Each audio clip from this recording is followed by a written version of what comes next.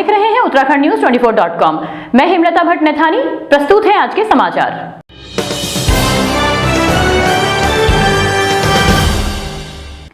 Ukraine में रूसी सेना के मिसाइल अटैक से एक भारतीय छात्र नवीन शेखरप्पा की दुखद मौत। पूर्व सीएम और कांग्रेस नेता हरीश रावत ने केंद्र सरकार पर दागा निशाना। नवीन सुबह 8:30 बजे के आसपास खाना लेने मॉल में गए थे, जहां रूसी सेना के मिसाइल अटैक से उनकी मृत्यु हो गई।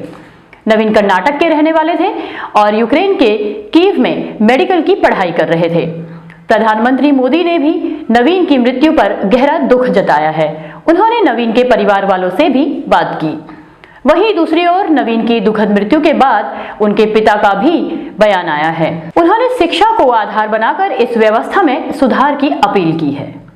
कर्नाटक के स्टूडेंट की यूक्रेन में हुई मौत के बाद कांग्रेस नेता हरीश रावत ने केंद्र सरकार की कार्यप्रणाली पर सवाल उठाते हुए कहा कि सरकार को पूरे मामले में जवाब देना चाहिए। उन्होंने कहा कि हजारों लोग अभी भी यूक्रेन और दूसरे देशों के बॉर्डर पर फंसे हुए हैं, लेकिन सरकार सिर्फ लाने की ही बात कर रही है, जबकि उनके पास अभी तक इस बात के भी सटीक आंकड़े नहीं हैं कि अब तक कितने लोग वहां फंसे हुए हैं।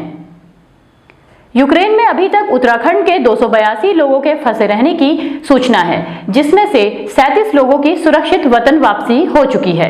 प्रमुख सचिव राधा रतूड़ी ने बताया कि फंसे हुए लोगों की सुरक्षित वापसी के लिए सभी जनपदों के जिलाधिकारियों को उनके परिवार वालों से निरंतर संपर्क बनाए रखने के आदेश दिए गए हैं। इसके अलावा समय सटीक सूचना के आदान प्रदान हेतु परिवार के सदस्यों को जोड़ते हुए अलग अलग व्हाट्सएप ग्रुप भी बनाए गए हैं। राज्य सरकार निरंतर विदेश मंत्रालय के अधिकारियों के संपर्क में है और फंसे हुए लोगों की वतन वापसी की कोशिशों में निरंतर तेजी लाई जा रही है। उत्तराखंड में गुलदार का आतंक थमने का नाम नहीं ले रहा है। आए दिनों जंगली जानवरों द्वारा ग्रामीणों पर हमले की दुखद खबरें सुनने को मिल रही हैं। अब एक ताजा मामला अल्मोड़ा जिले से सामने आया है, जहां अपने खेतों में घास लेने गई एक महिला को गुलदार ने अपना निवाला बना लिया। कार्बेट टाइगर रिजर्व की सीमा से सटे हुए गांव कुंपी की ये रहने वाली महिला 59 वर्षीय गुड्डी देवी 2 महिलाओं के साथ जंगल में लकड़ी लेने गई थी। वापसी के दौरान दोनों महिलाएं गुड्डी देवी से थोड़ा आगे निकल गई थी। तभी पीछे से गुलदार ने गुड्डी देवी पर हमला कर दिया और उसे घसीट कर ले गया। दोनों महिलाओं के आगे चले जाने की वजह से उन्हें गुड्डी देवी पर बाघ के हमले का पता नहीं लग पाया। काफी देर तक जब गुड्डी देवी नहीं लौटी तो ग्रामीणों ने उनकी खोजबीन शुरू की। इसी दौरान महिला का शव छत विछत हुआ और घटना स्थल से करीब आधा किलोमीटर दूर घने जंगलों के बीच से बरामद हुआ। घटना से जहां मृतका के परिवार में कोहराम मचा हुआ है, वहीं ग्रामीणों में भी दहशत का माहौल है। ग्रामीणों ने वन विभाग से जल्द ही बाघ को पकड़ने की मांग लगाई है।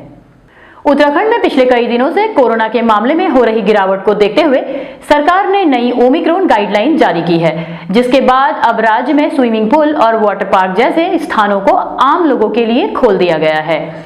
उत्तराखंड शासन की ओर से जारी निर्देशों के मुताबिक अब राज्य में स्विमिंग पूल और वाटर पार्क पहले की तरह पूरी क्षमता के साथ खोले जा सकेंगे, यानी आम लोग अब यहां पर अपने परिवारों के साथ जा सकते हैं। इसके अलावा सभी दफ्तरों में कर्मचारियों की उपस्थिति पूरी क्षमता के साथ सुनिश्चित की जाएगी। हालांकि राजनीतिक रैली और धरना प्रदर्शनों को लेकर अब तक भी सख्ती बढ़ती जा रही है। प्रदेश में 10 मार्च तक राजनीतिक रैलियों और धरना प्रदर्शन पर रोक जारी रहेगी। राज्य सरकार का ये आदेश बीते मार्च से प्रभावी हो गया है। पौड़ी में जिला अस्पताल में कार्यरत डॉक्टर्स के साथ पीजी संचालक द्वारा मारपीट, 4 डॉक्टर्स घायल, गाली गलौज, मारपीट व जान से मारने की धमकी की धाराओं में मुकदमा दर्ज। सोमवार रात जिला मुख्यालय पौड़ी में विकास मार्ग पर एक पेइंग गैस संचालक की अपने पेइंग गैस के साथ मारपीट करने का एक मामला सामने आया है, जिसमें संचालक और उसकी पत्नी सहित अन्य लोगों के साथ पुलिस ने गाली गलौज, मारपीट और जान से मारने की धमकी की धाराओं में मुकदमा दर्ज कर लिया है। जानकारी के अनुसार जिला अस्पताल पौड़ी में सेवारत 16 डॉक्टर्स विकास मार्ग पौड़ी स्थित एक पीजी में रहते हैं। डॉक्टर्स के मुताबिक सोमवार रात लगभग 11 बजे पीजी संचालक व कुछ डॉक्टरों के बीच किसी बात को लेकर कहासुनी हो गई। कहासुनी से शुरू हुआ ये मामला धीरे धीरे गाली गलौज के साथ साथ मारपीट में तब्दील हो गया। मारपीट में घायल डॉक्टर राहुल सैनी ने मंगलवार को कोतवाली पौड़ी पहुंचकर इस मामले में पुलिस को तहरीर सौंपी, जबकि पीजी संचालक का कहना है कि उपरोक्त डॉक्टर हमेशा से ही शोर शराबा करते थे। उनके बार बार समझाने पर भी स्थितियों में कोई सुधार नहीं आया। इनके मैनेजमेंट को रोज रातों में कॉल करी हैं, कभी 2 बजे रात, कभी 1 बजे रात, कभी 12 बजे रात। उन्होंने हमको आश्वासन दिया था कि वो इनको रोकेंगे। उनका कहना है कि उन्होंने इनकी तनख्वाहें भी काटी हैं, लेकिन ये लोग मान नहीं रहे। उनके आश्वासन के बाद हम काफ़ी देर इंतजार करते रहे। विगत कुछ दिन पहले भी हम इनके रूम पे गए, इनसे हमने हाथ जोड़ के रिक्वेस्ट करी ये ना करें। कल भी हम इनको यही कहने गए कि रात का 12 बज रहा है, आप लोग ये ना करें। इन्होंने मेरी वाइफ का गला पकड़ दिया सर, और उसको खींच के नीचे लाए और 15 मिनट तक गाली गलौच हमारे साथ करते रहे। और उसके बाद सर हम क्या करते, एक महिला का इन्होंने गला पकड़ा है, उसको जान से मारने की धमकी दी है इन लोगों ने, और ये कहते हैं कि जान से मार देंगे उसको भी और मुझे भी। पौड़ी कोतवाली के एसआई महेश रावत ने बताया कि मारपीट में घायल चारों डॉक्टर का मेडिकल करा लिया गया है और विवेचना एसआई सोमवीर को सौंप दी गई है। उन्होंने बताया कि मामले में पीजी संचालक गुंजन नेगी, उनकी पत्नी अंजलि नेगी और 7 अज्ञात लोगों के खिलाफ गाली गलौच, मारपीट व जान से मारने की धमकी की धाराओं में मुकदमा दर्ज कर लिया गया है। उन्होंने कहा कि मामले में जल्द ही कार्रवाई अमल में लाई जाएगी। डॉक्टर राउत सैनी की तरफ से एक एप्लीकेशन दाखिल की गई है, जिसमें उनके द्वारा आरोप लगाए गए हैं कि जो मकान मालिक हैं गुंजन नेगी और उनकी वाइफ जो है अंजलि नेगी तथा उनके साथ कुछ अन्य लोगों द्वारा उनके हॉस्टल में रात को घुसकर जो है ये डॉक्टर राउत सैनी तथा उनके 2-3 अन्य डॉक्टर साहब मारपीट की गई है, जिसमें डॉक्टर राउत सैनी चोटिल हुए हैं और उनके अन्य डॉक्टर को चोटें आई हैं।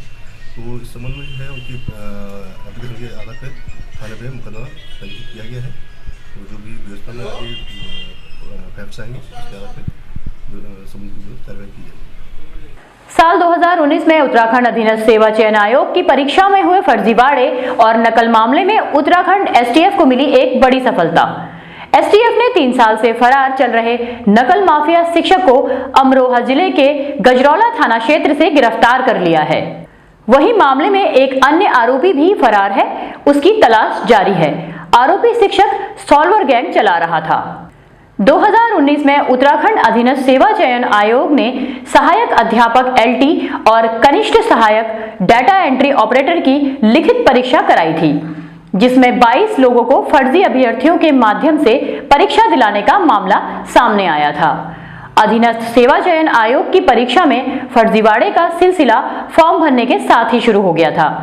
22 लोगों का आवेदन पत्र लगभग एक साथ भरा गया, जिसमें सभी ने एक ही ईमेल आईडी का प्रयोग किया था।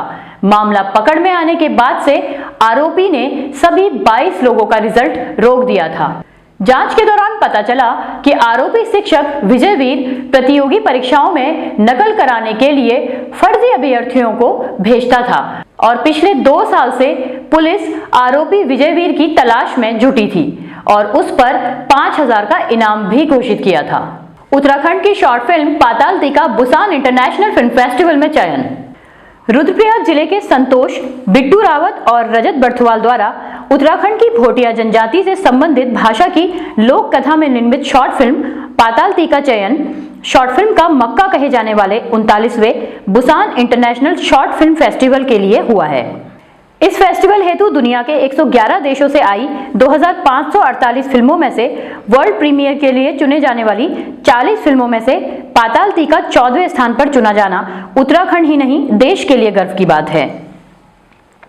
फिल्म की कथा पहाड़ के दूरस्थ गांव के दादा और पोते की कहानी पर आधारित है, जिसमें अपने दादा की ख्वाहिश को पूरा करने के लिए पोते का संघर्ष दिखाया गया है। इस फिल्म की एक और खास बात है कि ये फिल्म प्राकृतिक रोशनी में फिल्माई गई है। लैंडस्केप और कलाकारों के बिना संवाद इसे अदाकारी अद्भुत ही बना देती है। ये थे आज के मुख्य समाचार। आप जुड़े रहिए उत्तराखंड न्यूज 24.com के साथ। जय हिंद, जय उत्तराखंड।